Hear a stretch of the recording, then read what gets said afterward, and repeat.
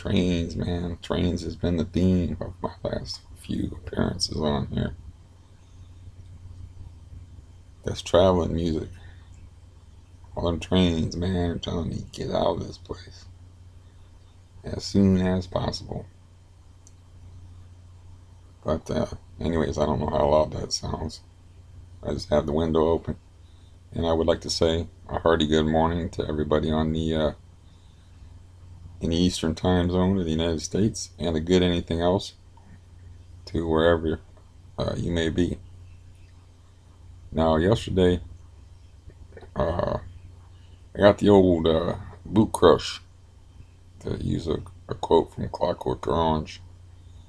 Like the old kick in the ribs when you're down from one of my three most trusted people. So I was just wrecked, because I was already like 2 days ago, I had the text war with the exterminator guy, and I'm understanding that I am not healthy enough to fight back. You know what I mean? It's like all that anger and the whole process. It's just gonna be too much for me with the heart condition, the arrhythmia, and the stress of it, and being trapped indoors. It's like all I'm gonna do is just put the threat out there. Leave it hanging out there for a while, and then, like I said, I'm gonna tell the exterminator guy, like, hey buddy, still want to take that $500 offer, while he sweats and talks to attorneys or whatever. And like I said, let's have your attorney read these texts, man. It's like you're talking about low toxicity levels, like you're spraying a freaking professional athlete, not somebody who just lays in bed sick all fucking day. So I'm realizing this, and anger, any kind of heavy emotion, anger. That's why I didn't cry for 25 years. Any kind of strong emotion messes with CRPS and makes me sick. And the emotion of getting sprayed in the face with poison, getting angry about it, having text wars with people, being angry at the landlord, going to civil court, and all that stuff. It's not, it's not a doable thing for me. I'm still going to, as part of my civic duty, make sure. I think I can get my policeman friend to help me, but make sure that I go to eviction court and expose my landlord for allowing drug trafficking in this building and God knows how many other buildings. So I will do that, but that's down the road a piece. So, anyways, yesterday, uh, I call one of my three most trusted people. I think it's the only, I got the only three people. I don't have very many friends at all, so I call one of my supposed friends, and they take the side of the guy that poisoned me in the face. I'm the guy that's being unreasonable, um, which is odd. Does that help any? I never get good, lady. But it was very hard to understand. But I mean, it was painful. It was like physically and emotionally painful to be down and out like that, to be having a hard time, and then having somebody like take somebody that's supposed to be one of your people take the side of a guy that sprayed you in the face with poison. And I didn't get to explain, like, I'm not going to touch a dime of this guy's money. $500 isn't shit to me. It's like, I don't care about $500. I don't care.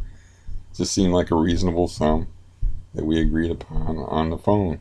And now the guy wants to call me a liar by making me sign papers saying that I won't come back on him, when I said, man to man, I'm not going to come back on you for this. And of course, this person's like, they don't know you. They don't know that. They don't even let me get to the point where I'm saying I'm not going to take a dime of this stupid motherfucker's money.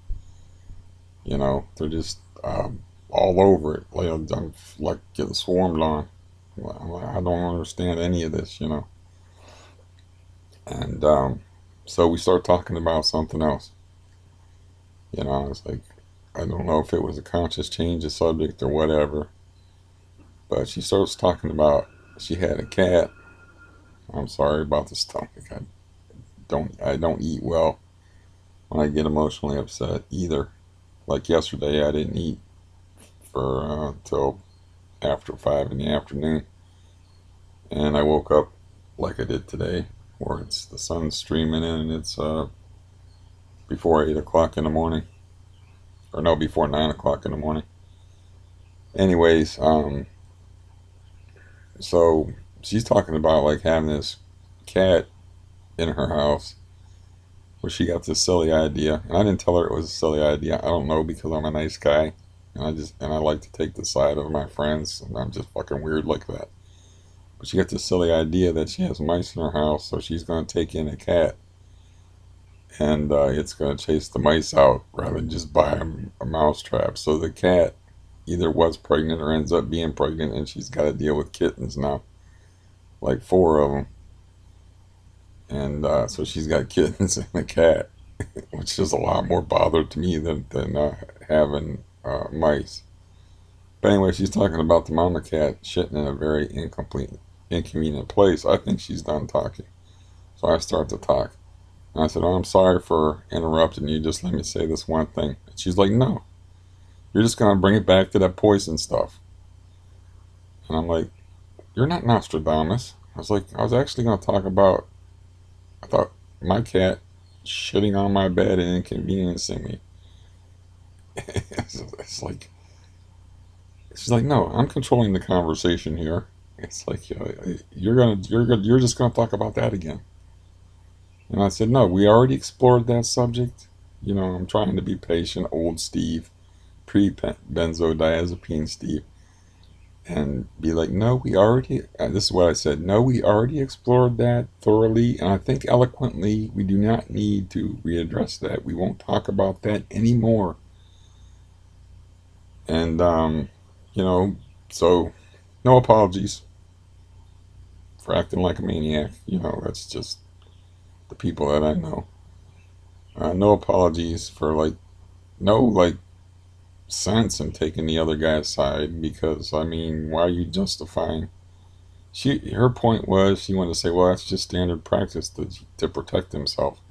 I'm like, I'm like, you don't understand it from my mindset. From my mindset, he's spraying me in the face and calling me a liar, and she couldn't understand that. Sorry, quit interrupting. And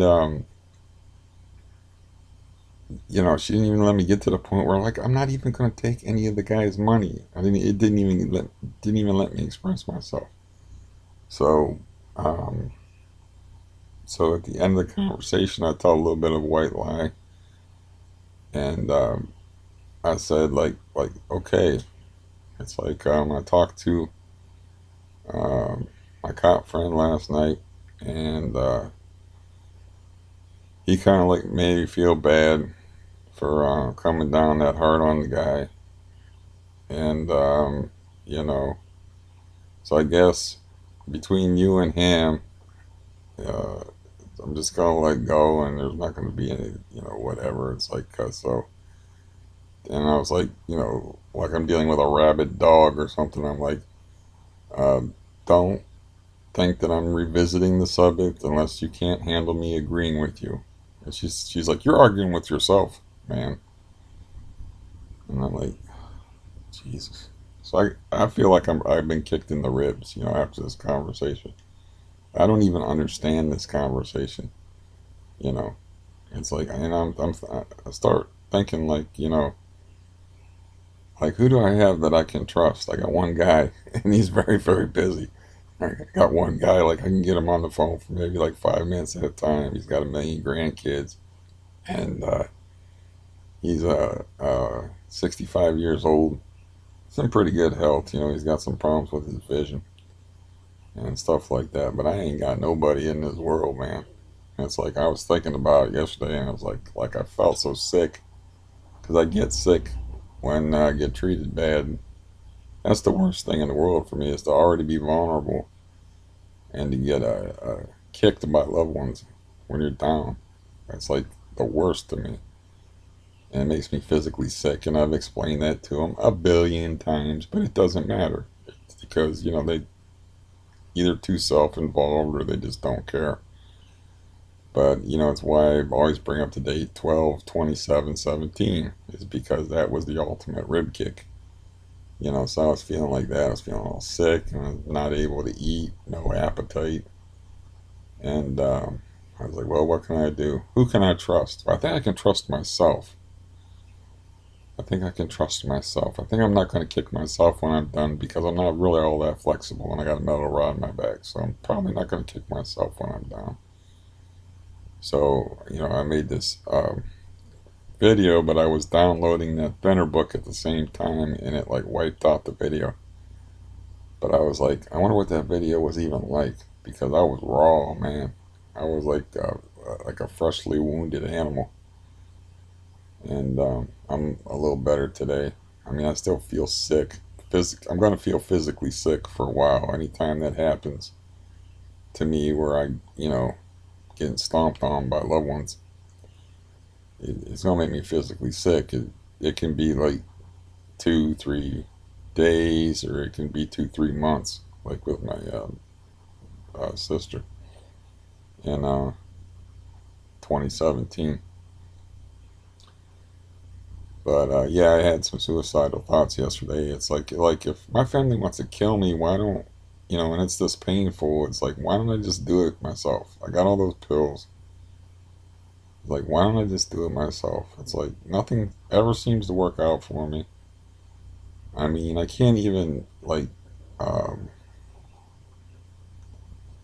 I can't even seem to get through a month without something crazy and stupid happening to me, where the universe is like kicking sand in my face like a big bully. So like.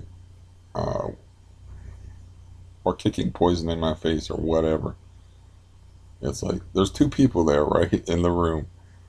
Uh, a guy who's a slumlord and a multimillionaire, probably, and me. Who gets the poison? Not the multimillionaire, not the slumlord, not the guy who leaves 8-foot holes in people's buildings and allows drug trafficking to go on and creates human misery. And I think I mentioned that, but that might have been in that video that got that didn't it just didn't work. But I reconnected with my brother right after my parents' death in 2015. My older brother, he's still around. He used to be a like real bad alcoholic. I believe I mentioned that he drank brake fluid out of a Budweiser can and almost killed himself accidentally. Um, really quickly, he's working on a car. He's got two beer cans, one with beer in it, one that he's draining the brake fluid in. Not a good plan. Um, anyways, so I go fishing with him and come back with some fish, and I show it to this neighbor guy over here, Eric. This is in 2015, and I'm like, uh, "What are you planning on doing with this house?" Because he was renting it out to these people. The only one thing I can really remember about them is they were young, and there was a guy in there that never had the same color hair. His hair was pink one day, it'd be green the next day, it'd be blue the next day. It's like the guy was changing his hair all the time. It'd be like a combination of colors sometimes and whatever. And that's the only thing I remember about the people that he was renting to. But he thought it was funny. He was like, "Well, I'll tell you what I'm going to do in it." And he looked at the woman that he was with. And he said, "I think I'm going to live in it. And I think I'm going to raise a family. And I think me and my wife are going to stay in it." And last year, it was like, "Fuck this neighborhood. I'm moving." So that was in a 3-year span. Um, with when that meth trade opened, and because why would the guy want to live there when there's literally a meth cookhouse across the street that could blow up and like hit his house with boards and shit, and there's just meth zombies walking around and stuff, and you got little kids and another one on the way, so you know. But I just threw that in there because I remember that day he was like treated my question like obviously he was renting that place out for like the first 4 years that I lived here, maybe 3 years. He was renting it out, and so I think it's like my civic duty to for Eric and for the people of the neighborhood to like drag Gerald into eviction court and present that evidence, whatever evidence I can gather to the court, and say, look, this is why I don't like paying rent here. It's like it's really not about that, me paying rent, but this is, it's just a form. I could even be like I said before, like I got the rent money on me, but until he fixes the place up and gets it up to code, I don't believe I should have to pay it. And then, but mainly, I just want to expose him as a drug dealing enabling or scumbag, and I'm just gonna sweat the cast guy for a couple more weeks, then just tell him I don't want his money, and that $500 a man's honor is worth more than $500. It's something you should know by now, as old as you are, because he's not a young man, you know. And the person that was kicking me yesterday was like, just kept kicking me with that point over and over again. Well, that's just standard practice. He's just protecting himself. And I'm like, you don't understand like moral codes or something. You don't understand how that's an insult to me. That it's 500 measly dollars.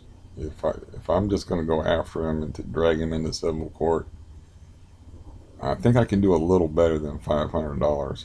You know, it's like you're insulting me now. You're supposed to be like I'm one of the few loved ones I have. So you're just going to take his side and insult me, and then take his point of view, and not even let me finish to tell you like I ain't taking on this guy's money. I think she might even be like, maybe the guy even needs the money, and stuff like.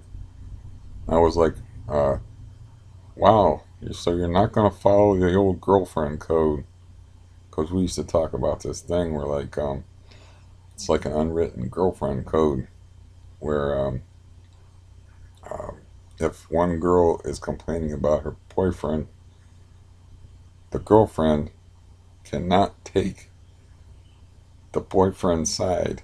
It's got to be like, yes, girl, yeah, girl, I understand, girl, I understand, girl. He a dog. He just like that, you know. So yeah, I was muy fucked up yesterday. Um, um, I don't know. I just don't. I just woke up and I don't feel good, of course, because it's gonna make me sick for a couple of days. It's like, who can I trust? And it's like, do I even want to talk to this person? And it's like, well, I'm thinking you don't have a choice because you're physically fucked up. You're not a 20-year-old that can just take care of yourself anymore.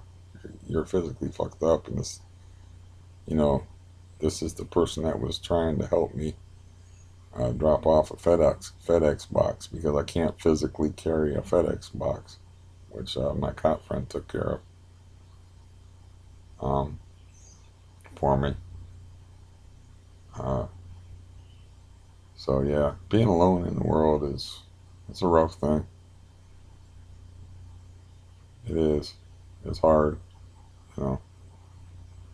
And I called like it's weird because it was like a night and day conversation because I called my cop friend, and we had a good laugh about it, and I said, "Wow, we think along the same lines," because he said he had a lot of experience. You think I'm an amateur on dealing with this kind of thing? And I'm like, are you telling me you sprayed a lot of people with poison?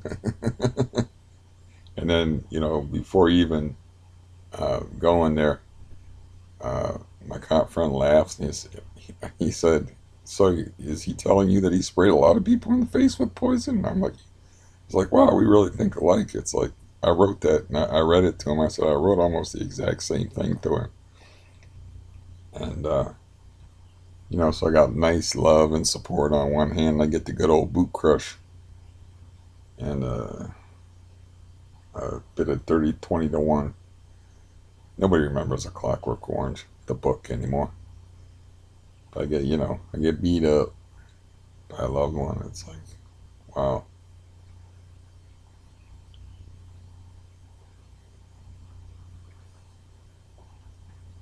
To where I don't even, I don't even want to eat. Get up at 8 o'clock in the morning and I don't eat until 5 o'clock in the afternoon. One of those deals. Um, and then, so I'm having like not a great day exactly yesterday. And then I make that video, which might have been interesting, because just from that is a weird amount of light streaming in from the outside. I can't figure out how to make this any better. I can't be any more handsome. You can't expect that out of me. I mean, good lord, I don't want to be so handsome. I, I turn you to stone like Medusa. But anyways, that video might have been interesting, because it's kind of interesting even to me because of the amount of alienation that I have to just look at me suffering. It's kind of weird. I'm a little shaky, which I don't know what that's about, but it does make me physically ill. CRPS is a weird thing, and since I have it like from here down, um, I don't know. I don't even know how far up because it's spinal cord related, and your spinal cord is part of your central nervous center, and it's hooked into your Gulliver, more Clockwork Orange. It's hooked into your brain. Um, I don't even know how that affects speech patterns or anything or what that does to me. I just know it's very bad for me. And I know that, as much as I would like to take all these people to civil court and make them pay for what they've done to me, it's like I can't do that. I'm not healthy enough to defend myself, basically. You know. I am healthy enough to get the F out of here. I'm trying to swear less nowadays. You see. I am healthy enough to get out of here to move somewhere else because I'll just leave all my stuff behind. I'm healthy enough to hang out here for another 6 months, all the while just spending almost nothing, selling all my football cards, which I looked at one of my football cards I bought for $30. It's doubled in value before the Brown seasons even started because that I bought it like in December when the only thing people knew about was Baker Mayfield, you know. It's before the Browns made national news and all that. That really did kind of take me off because I was like, yeah, that would have been an interesting video for people to see me all like emotionally wrecked like that. Um, it might have been entertaining in some way. Uh, Unfortunate, but I think it's CPU, my central processing unit, was overtaxed because I was downloading those gigantic uh, thinner files. Because like I said, I was looking actually how that happened is like we give the dude uh, upstairs, more or less give it to him, but it's like 50-inch TV. But get that upstairs. He's smoking a bong on the porch last night, and I got the DVD player. I bought him in the mail. I haven't unboxed it yet because I was sick yesterday and didn't want to mess with it. But see if I can make sure he's at least got a chance to get some movies. Um, but he pounded on my he pounded on my window last night, and I'm laying in bed being sick from the old boot crush. And he's all animated and drunk and stuff. And here he was taking a piss by a river and fell in a river. And yeah, he was all soaked and stuff. And he had all his cigarettes like laid out. And he's like, "Here, you can have one of my cigarettes." And I'm looking at it, and it's like the end of it's got like mud on it and stuff. And he showed me his house key, and his house key was all covered in mud. And I'm like, "Man, you need a keychain." He's like, "I don't need no keychain. I got my key, don't I?" And it was like he's like all animated and full of energy, and got the tall boy, you know.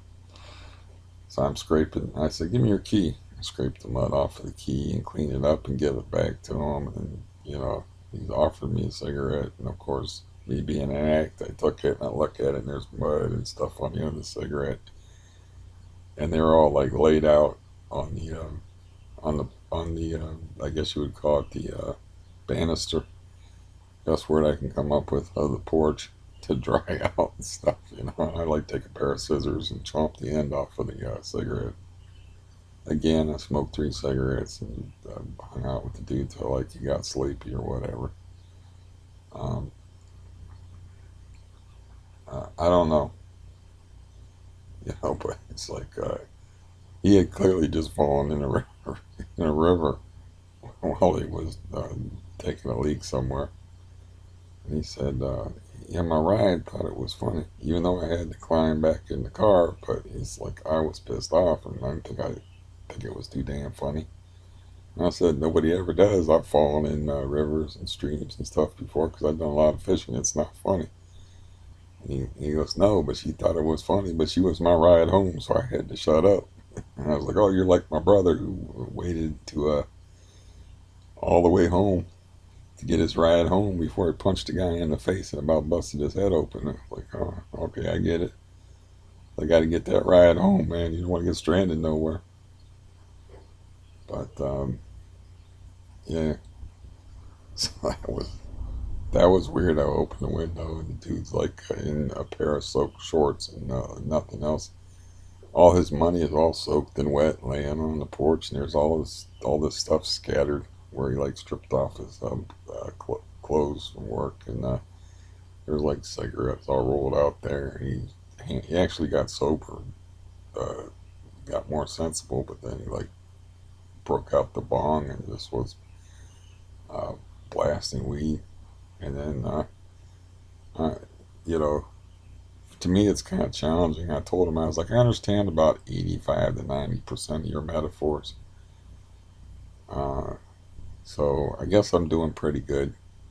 He's like trying to express himself, and I'm like, "I know what you mean." Yes, I'm sometimes I'll be like, "No, I don't understand," and, and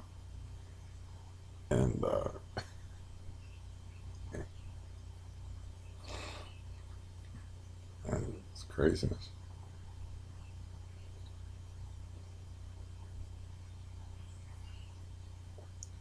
I guess you can call that supporting the troops. Which I was one of the few people that was actually against the Afghani war back in 2001. I'm like, read a fucking history book. It didn't work out too well for the Russians occupying Afghanistan, and now we want to do it.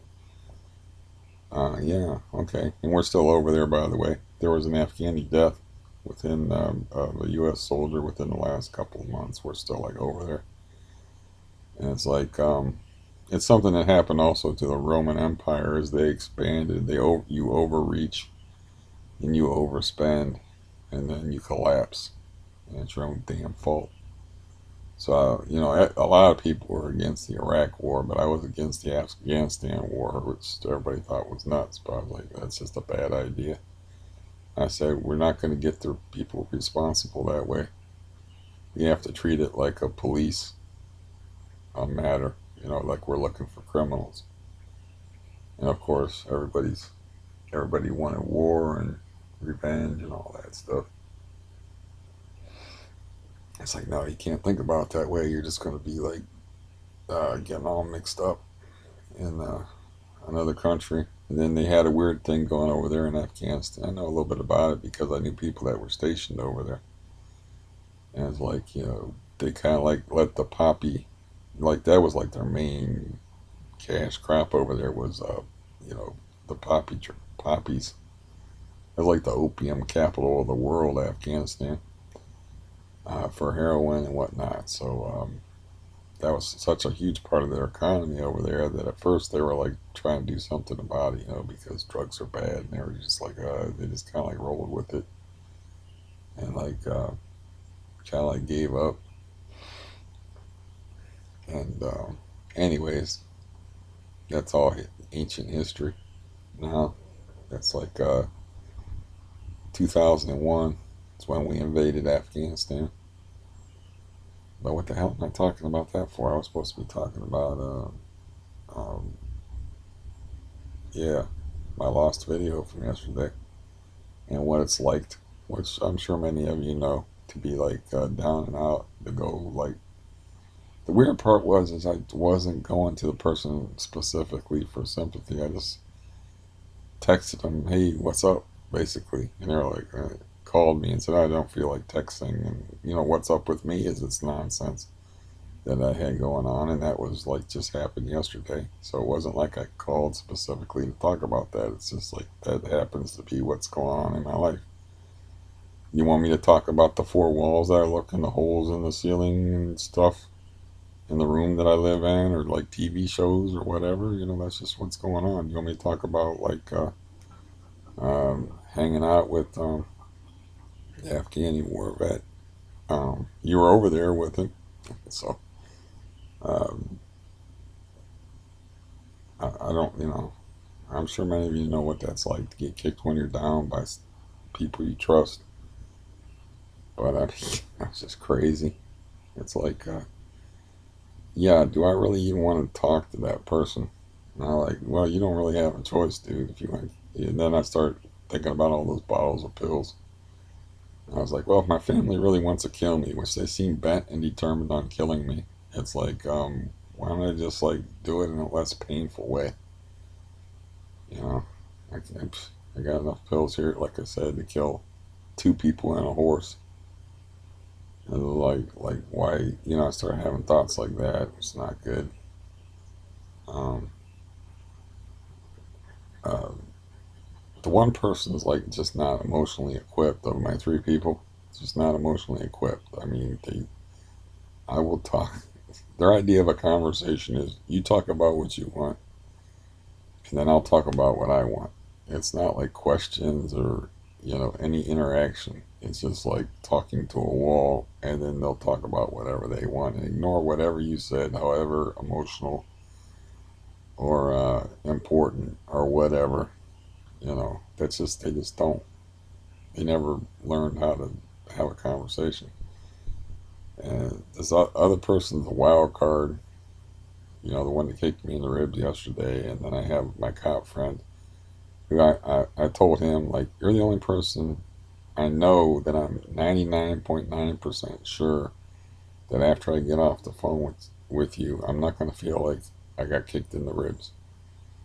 You're not going to deal me any dirt. Uh, you're not going to be asking me for money.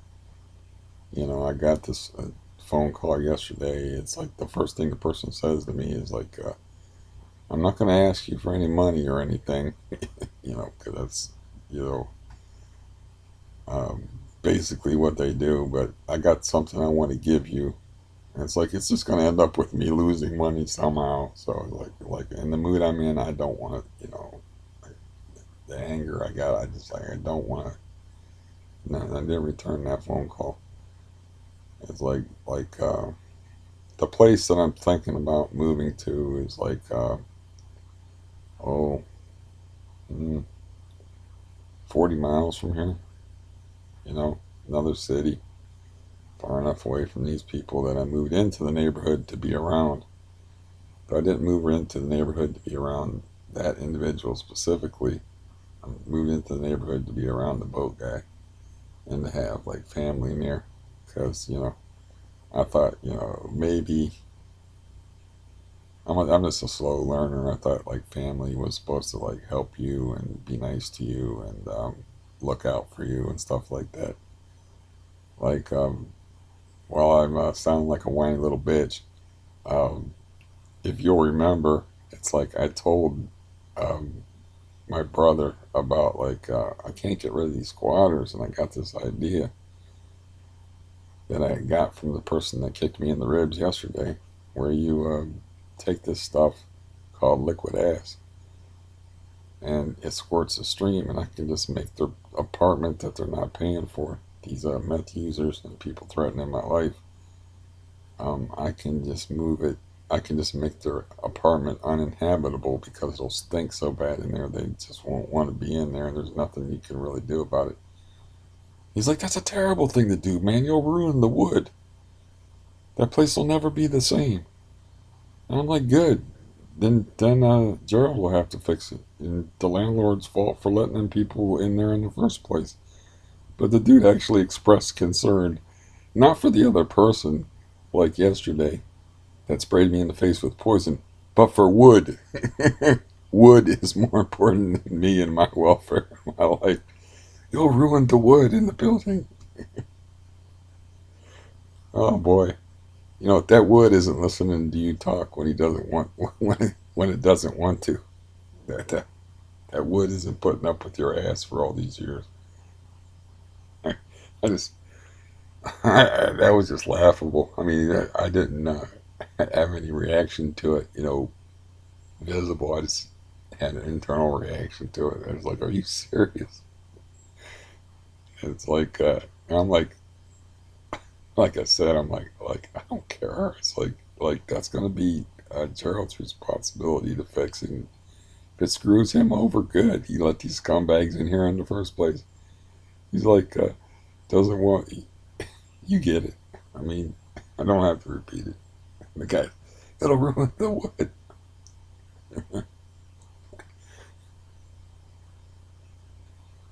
Oh man, it makes you laugh so hard sometimes. The difference between laughter and crying is pretty close. But it does make you laugh so hard, and it just makes you just wonder at the same time. It's like um, it's like my cop friend said to me once. He said, "I could have been you." I'm like, "What the hell are you talking about?" He goes, "You don't understand. Your dad briefly dated my mom, who is the sister and my aunt, of course, to my mom. So the my dad, the killer, dated his mom briefly. His mom didn't like him, or he didn't like her, or whatever, and so he hooked up with her sister and gave birth to me. So he was like, I didn't know that your dad dated my mom. He told me this like 5, 6, 7, 8 years ago.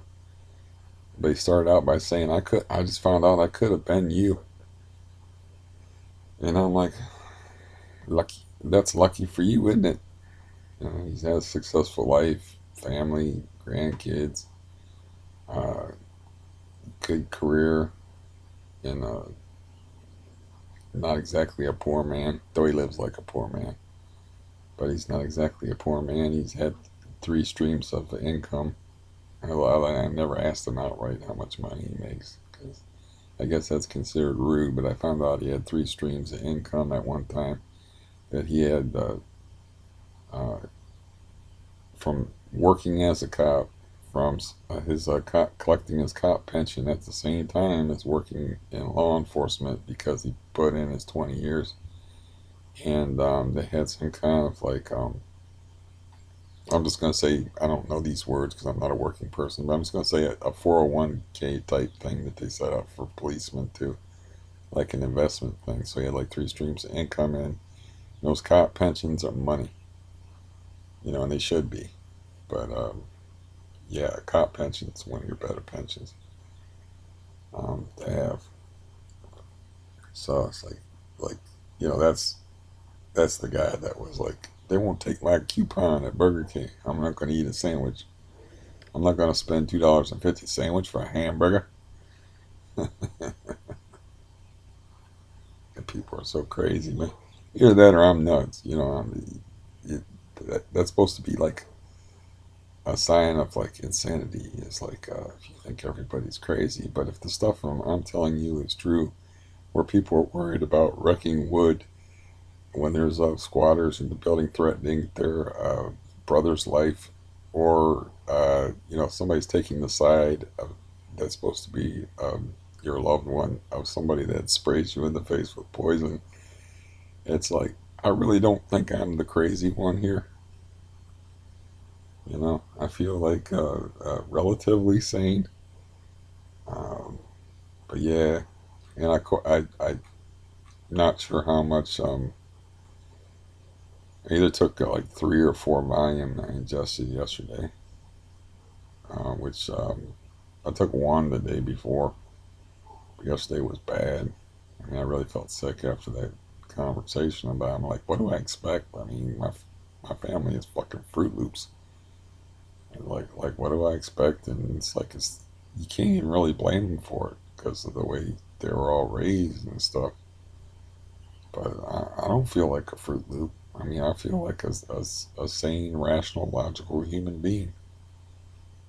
Um, so why couldn't they manage it? You know,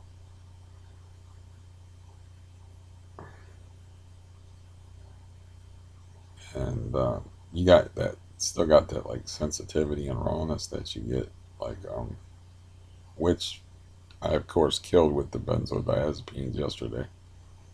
But before then, I was taking like one pill. I'm supposed to be taking 3 pills a day. Before that, I was just taking like one pill a day, and been taking it very easy.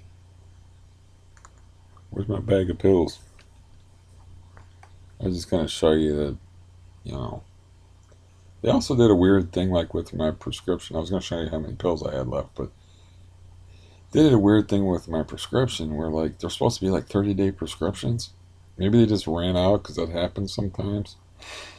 But I'm like, well, it's 30 days, and it was on the 22nd. And then of course, because I can't walk, I had to pay uh, one of my good friends $20 to travel a quarter of a mile and to pick up my prescription. And that's the boat guy.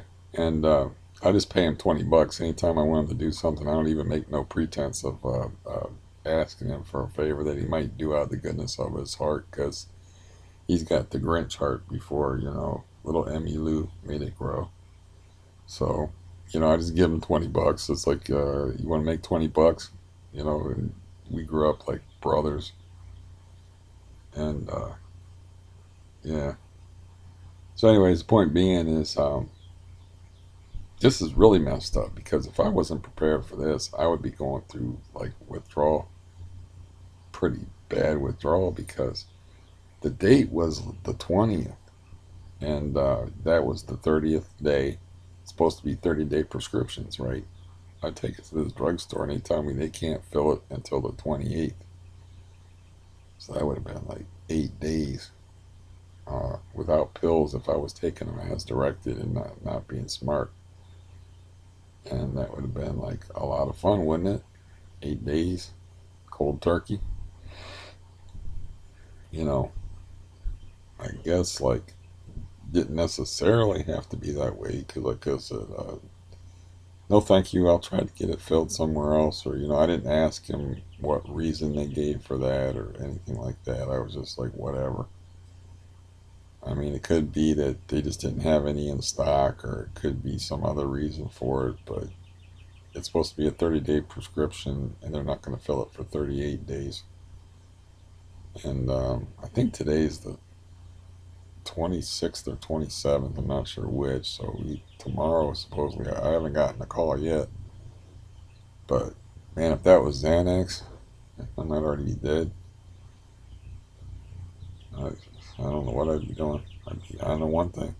I wouldn't be sitting here talking.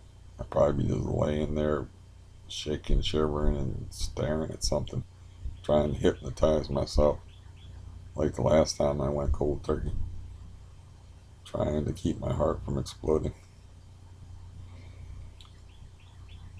Which, by the way, is what I told that guy. It's like you could have killed me. You know, he's like he was talking about low toxicity levels. And I said, do you know what CRPS is? Do you know what tachycardia is? Do you know what arrhythmia is? I have a pretty. You know what cardioversion is? Like I've been had my heart shocked like 5 times. You could have literally killed me. He's talking about like it's. He wanted me to sign 2 different documents. One of them about the EPA. It's something about the EPA toxicity levels or something, or I don't know. I wasn't listening to none of it once he wanted me to sign stuff. But it's on here. You want to be bored for a few minutes?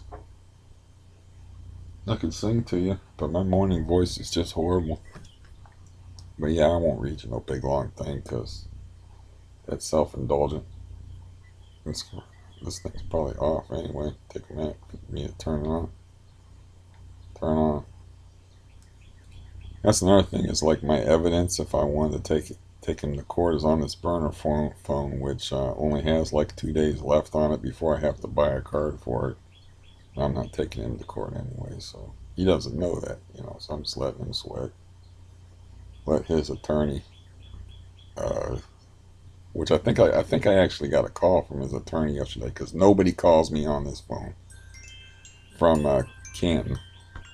I get weird calls from like Nebraska or something where somebody's dialing the wrong number. Um, but somebody called me from Canton and I was just got kicked in the ribs, so I was like declining. I don't whoever it is, I don't want to talk to it. So that could have been his lawyer. Because I told him, I said, have your lawyer, have your attorney read this. You know, just stop. Let them do the thinking for you. I didn't say he was stupid or anything like that. I called him a fool at one point. I didn't say like, you know, you're just being stupid here. I did say that the logic here is all over the place because you're gonna make me sign a paper over $500. You think I'm gonna get $500 off of you if I take you to civil court and they find out all my physical conditions and now I have a written piece of evidence on this phone that is an admission of guilt according to someone who was a Kansas City cop for 30 years, and you know, so just let him be afraid. I might even just as a gesture give his kids one of my football cards. It says, you know, here's how a man acts. Everybody's like got to cover their ass, but the strategy behind it is what I didn't understand. It's like five. It's like I was asking him for $5,000 instead of $500. You know, he's gonna make me sign a bunch of papers so I won't come back at him in court over $500. Dude, if I was gonna come after you, I'm gonna come after you. But anyway, my brain is all fragmented and shit. Thanks to like I said, I don't do well when family members step on me and take the sides of people that spray me in the face. Is this phone already dead or something?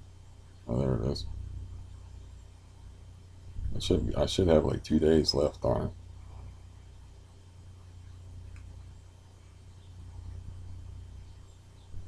I was just going to tell you about the document that he wanted me to sign.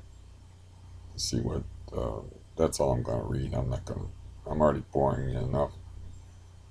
Uh, I had my attorney write up a waiver for you to sign, and I have a letter and EPA regulations about mixture with human contact. I'll try it again.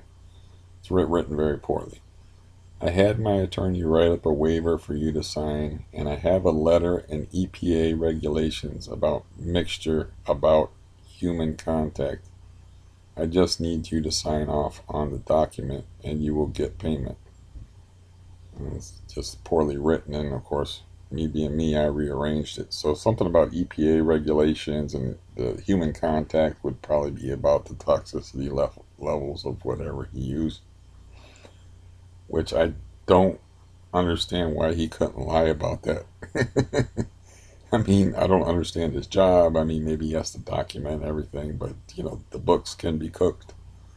So He told me he sprayed me with something called something with a TFX, something like Termid FX or something like that, Tempered FX, or another T word. He said he wasn't sure which he sprayed me with. You know. But anyways, yeah, I'll drink my coffee and try to enjoy the baseball game. It's like thinking about this stuff is like fuck with me as far as like watching even baseball games. I'm not concentrating on what's happened with me. It's like I just want all this behind me. You know, I just don't want to deal with it. I just let these people sweat. You know, and I do think it's my civic duty to point out that my landlord allows drug trafficking to ruin neighborhoods. I kind of think that's important for me to drag him into what do you call it, eviction court, because that's part of the eviction process. Is you get to have your day in court as the evictee and speak your piece, you know, and say why get and tell a judge like why aren't you paying your bills? And I talked to my cop friend, and he said he's only had one person in his whole career as a landlord ever even show up for the trial. Because most people, you know, they got nothing to say. They're just not paying their stuff, or they already got their shit in the wind. And I got warrants. I gotta go. That kind of thing. He said the one guy he showed up. He said, "No, Your Honor. I just thought, in other words, like he wasn't a very bright guy. I actually talked to the guy. The guy was so bright that he put rice and spaghetti in a regular sink, thinking it was a garbage disposal. So it come down into my apartment, and all of a sudden I got spaghetti and rice flowing up in my bathroom sink, and my bathroom sink is overflowing. I'm like, what the fuck just happened? And I'm putting a bucket underneath it, and there's like you can see the rice and spaghetti and stuff. And I found out later that this uh, mentally deficient individual put just assumed that a sink was a garbage disposal, and then he flipped the switch, and it was a light. Anyways, that guy showed up in court, but he asked if he had anything to say, and he said, "No, Your Honor." He just thought he had to be there, because it was the law that he could just do. He didn't understand he could just do a no show, and so most people don't even show up, but I'll show up, and I'll be happy to pay him his rent if he brings the place up to code, and but that's not the point of it. The point of it would be, of course, to point out the fact that he poisons neighborhoods, and do my, expose him publicly. At least let the courts know about it.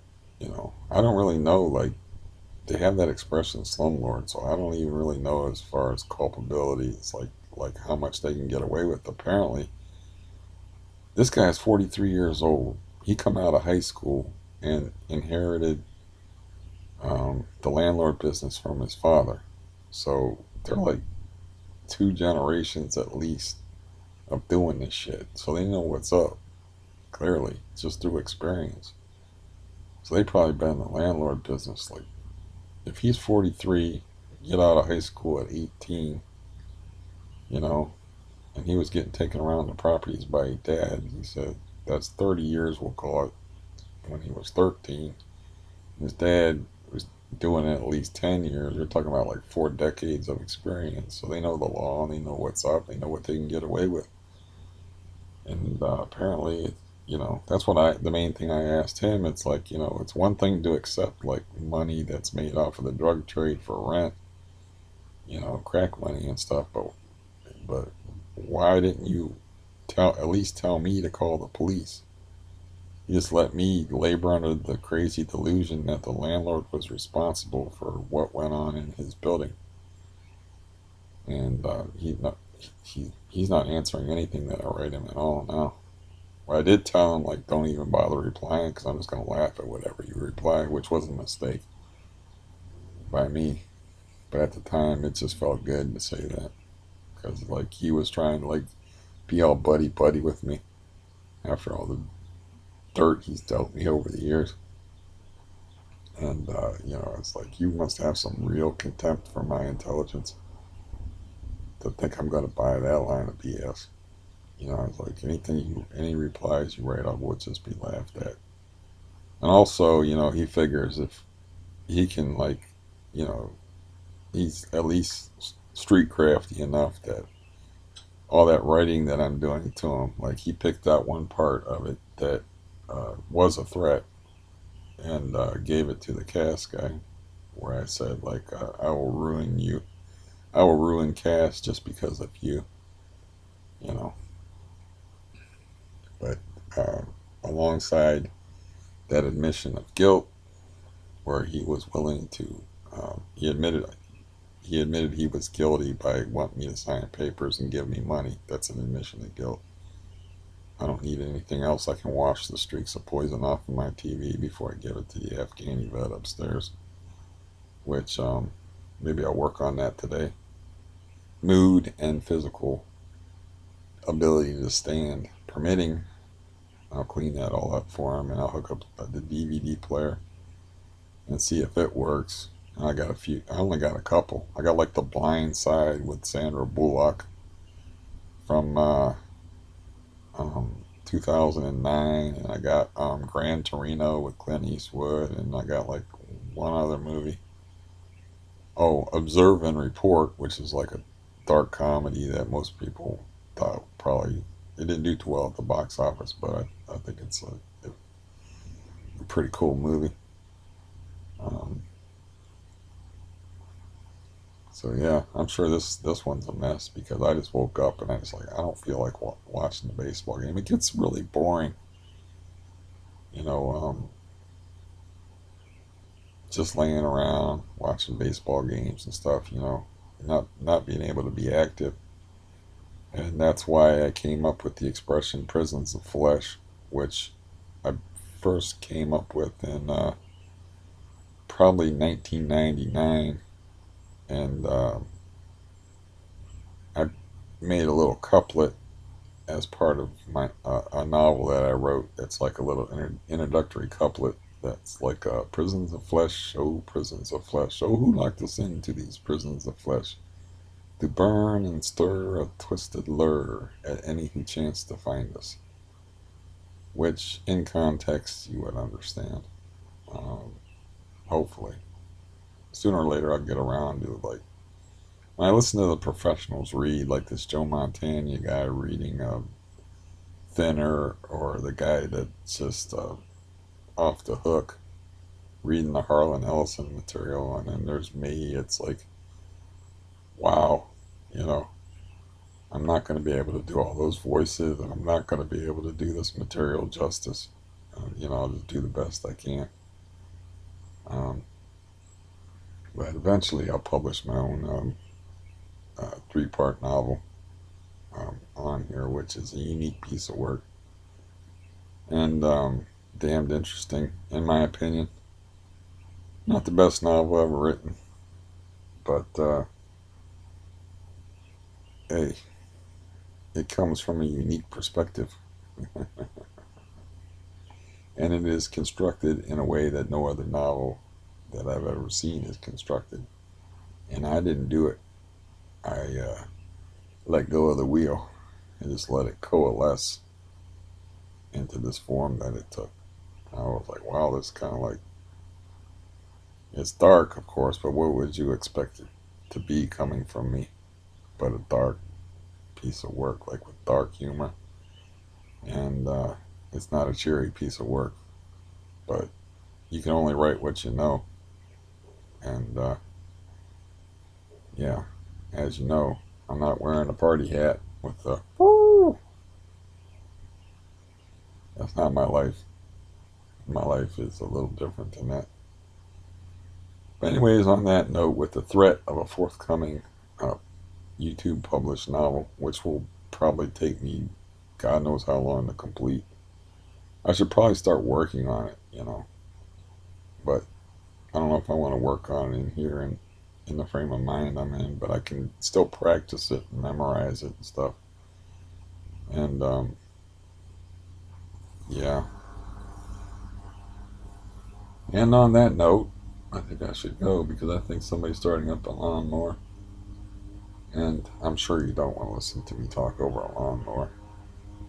But yeah, I should just quit screwing around. I'm not going to get any better at reading. And just publish my novel on YouTube before I die. Before, somebody sprays me with some more poison and I go into anaphylactic shock or have a seizure or have a heart attack or one of my family members decides to kick me instead of in the ribs, in the heart, and, really kill me. I should probably like get that done. It's a pretty long book though. It's like it's tight, man. It's fucking tight and sparse.